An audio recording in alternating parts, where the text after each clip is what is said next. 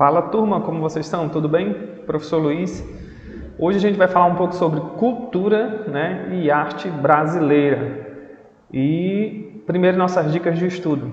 Procurar um lugar calmo, silencioso, fones de ouvido, deixar ali perto de você seu livro, seu caderno, lápis, borracha, para não ficar levantando. Coloca os fones e vamos para a aula. A cultura brasileira é representada pelo conjunto de tradições, manifestações culturais, costumes, culinária e religião dos povos que viveram, no país ao longo da história. A gente sabe que tem uma grande miscigenação no nosso Brasil, onde na época da colonização logo já vieram portugueses, depois foram vindo africanos, e assim sucessivamente. A gente tem japoneses aqui, a gente tem italianos, dependendo da época, a gente tem todas essas culturas misturadas e juntas no nosso país. Devido a um grande processo de miscigenação de etnias, o Brasil é um dos países com maior diversidade cultural do mundo.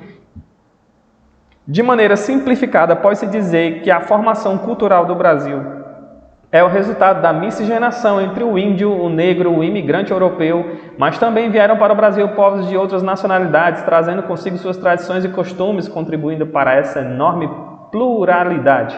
Devido à diversidade, a cultura brasileira não pode ser entendida de maneira homogênea. Ela é o resultado de diferentes elementos culturais que se expressam nas distintas regiões do território brasileiro. As manifestações culturais são a expressão de um povo, de seus rituais e celebrações. Conheço algumas manifestações culturais do Brasil, Então a gente tem, por conta dessa mistura, dessa grande miscigenação que foi a formação do nosso país, com todas essas etnias que estão juntas aqui, essa pluralidade cultural, vários tipos de manifestações culturais, Então a gente tem festa de todos os tipos que você possa imaginar. E aqui eu coloquei alguns exemplos dessas festas, certo? Essa daqui acontece lá no estado do Amazonas, mais precisamente ali em Parintins, e é considerado um patrimônio cultural do Brasil, o Festival de Parintins, Acontece lá na cidade de Parintins, no Amazonas, desde 1965. São 3 dias consecutivos de desfiles, Ele lembra muito os desfiles das escolas de samba, onde em pós-desfiles, e a mostra, dessa cultura, onde 2 bois disputam, que é o boi caprichoso e o boi garantido, eles são julgados, tem os juízes e tal, e depois são colocados em frente a uma comissão, e essa comissão escolhe qual foi o boi que ganhou, nesse ano qual eles concorreram. Então ele diz assim, o Festival de Parintins acontece na cidade de Parintins, no Amazonas, desde 1965. São 3 dias consecutivos de desfiles e competição entre os 2 bois que representam a festa do boi garantido e o boi caprichoso. Uma comissão de jurados é responsável por avaliar quesitos como enredo, música, alegoria e dar a nota final. O Festival de Parintins é considerado patrimônio da cultura brasileira, E aqui teve um outro exemplo que eu coloquei, que foi de uma festa que infelizmente ela não pôde acontecer esse ano. A gente está passando por ela agora, dependendo do momento que vocês estiverem assistindo essa aula, Então, eu escolhi aqui para colocar o exemplo de festas juninas, Então aqui tem falando que também chamadas de São João, são tradicionais da região nordeste do Brasil e acontecem no mês de junho. Essa tradição foi trazida pelos portugueses e sofreu influência dos povos africanos e indígenas. Nessas festas acontecem apresentações de quadrilha e de pau de fita, e a decoração é feita com bandeirinhas coloridas, balões, e tem aquelas comidas típicas, as barracas, barraca do beijo, barraca do tiro ao alvo, barraca da pescaria, A gente lembra que a festa junina ela é bem diversificada, tem aquelas comidas típicas, E algumas servidas nas festas juninas são também as derivadas lá do milho, que são o pamonha, o curral, a canjica e a pipoca, certo? Então a festa junina é um movimento cultural da nossa região nordeste,